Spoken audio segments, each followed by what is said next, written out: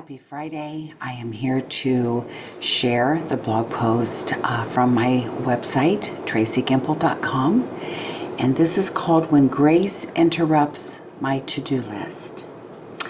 I started the morning with a full cup of coffee, which I happen to have my object lesson right here, if I can get it to work. There we go.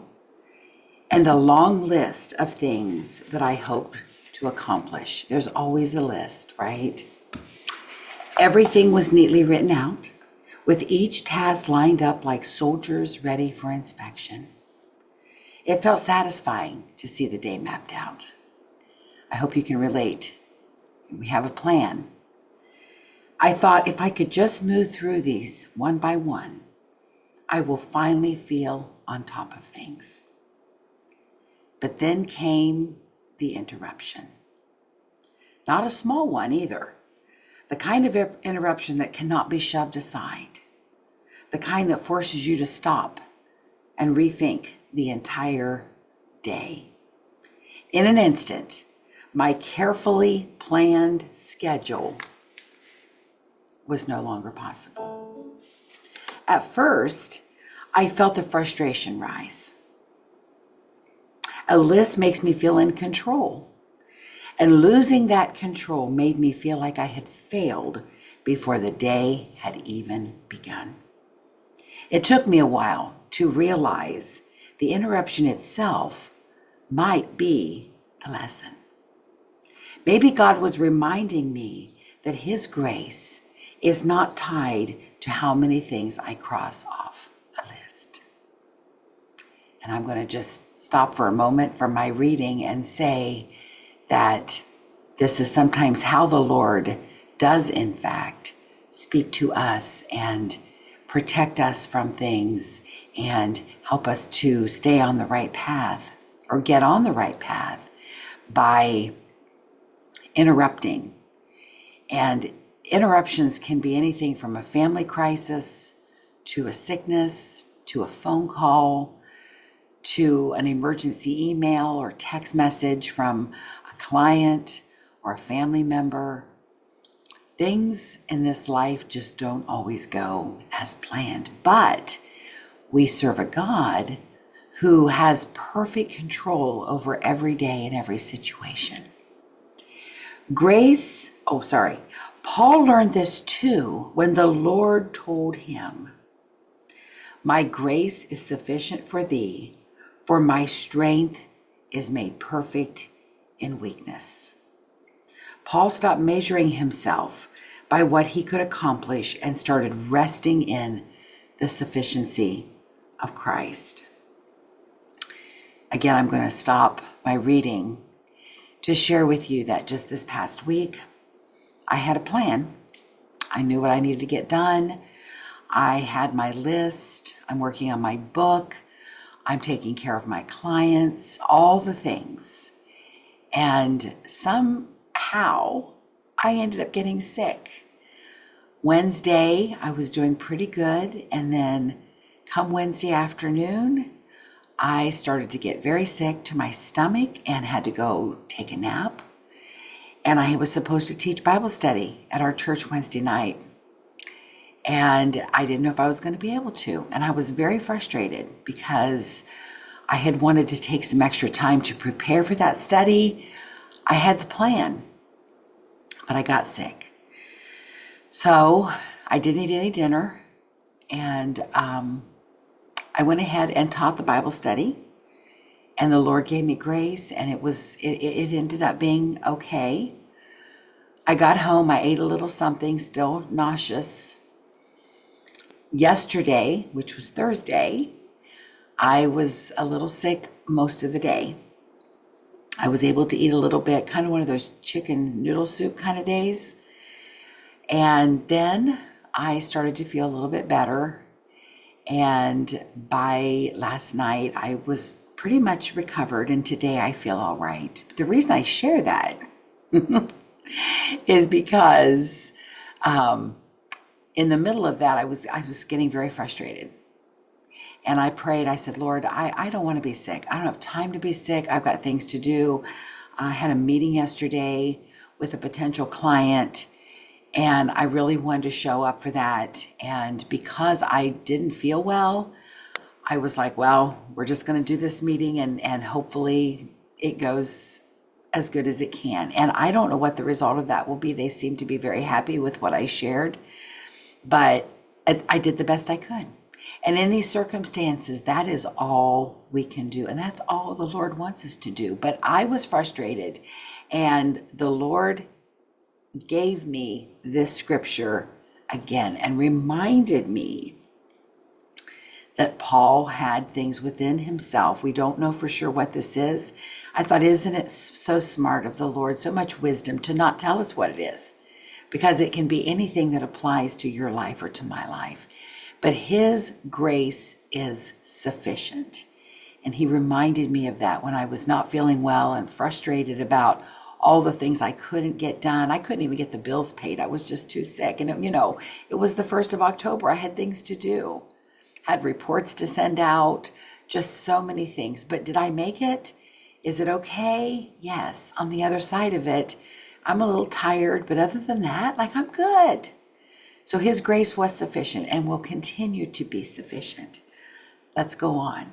Grace interrupts us because it is not bound by our rules of productivity. Can we just take a moment right there? My rules, your rules.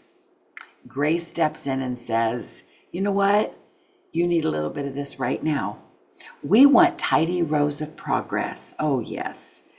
God wants our presence and our trust. Sometimes that means an unplanned phone call or a person showing up who needs your time.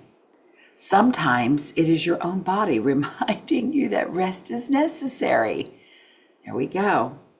The truth is that God has never measured us by our check marks. I got to repeat that because that's good. God has never measured us by our check marks. If you're a check mark person, you know how important it is, and you know how many things that you have added to the list because you did it and you want to make sure that you can see it and it's checked off even though you've already did it, because we did the thing. And check marks are important. They're proof to us that we have accomplished something. But God doesn't measure us by our check marks. He doesn't look at our day and say, well, you missed 3 things, so you're behind in holiness. Oh, I'm so thankful. He looks at us through his Son and says, you are mine. That is enough. And I want to say today, just again, interrupting because I like to do that, just to expound a little bit more, you are enough. God created each of us in his image, and we are enough for whatever God puts before us. We are enough. We may not feel like it. We may feel insufficient. We may feel that we're lacking in every way possible, but you are enough. And we all have different ways that we serve.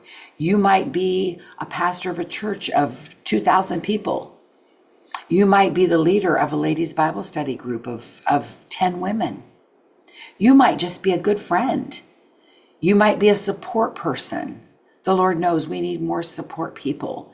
Not everybody can be up front doing the thing, but everybody's got to have people lifting up their arms and helping them and being a friend.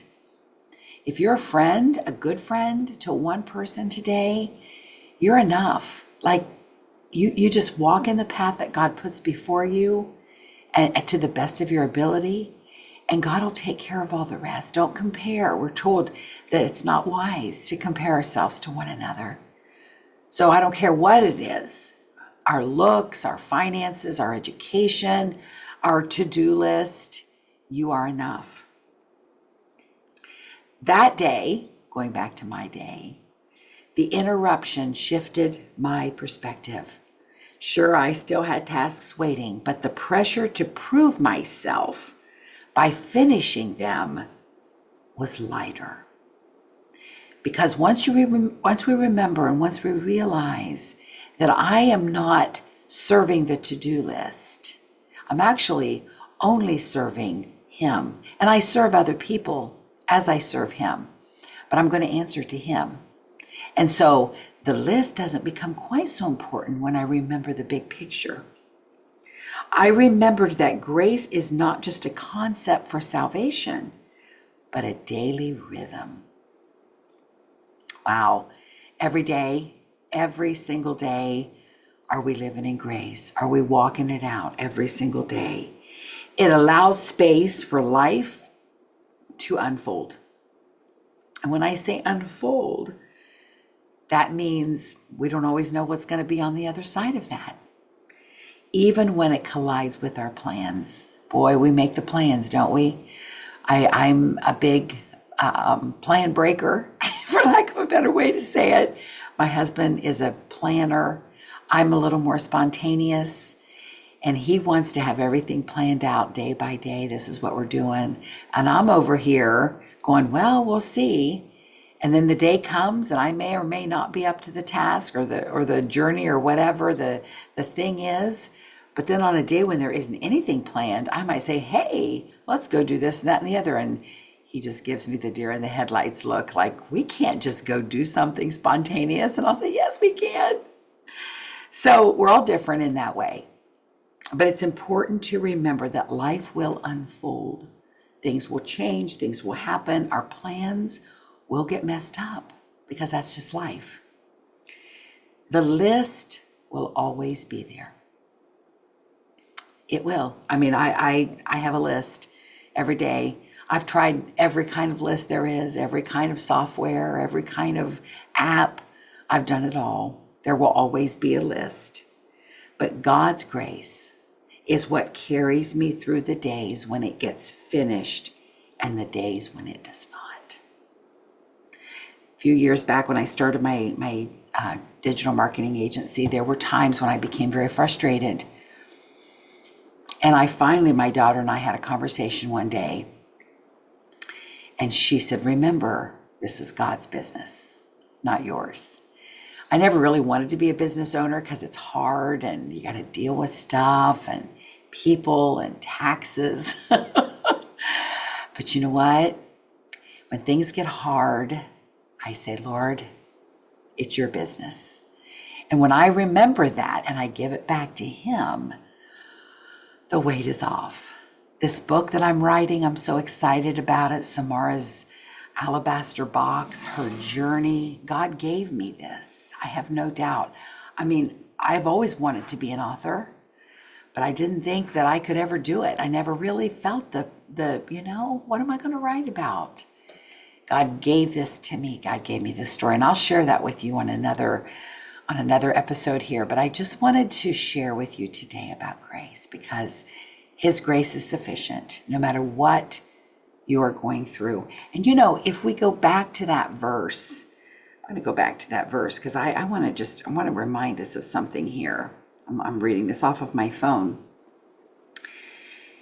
That verse, which is 2 Corinthians 12:9, and I did read it in the King James Version, but the second part says, for my strength is made perfect in weakness.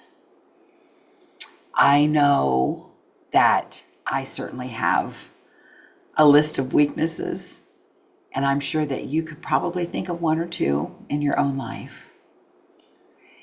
His strength is made perfect through those weaknesses. So those days that I don't feel good gives Him an opportunity to show me His strength.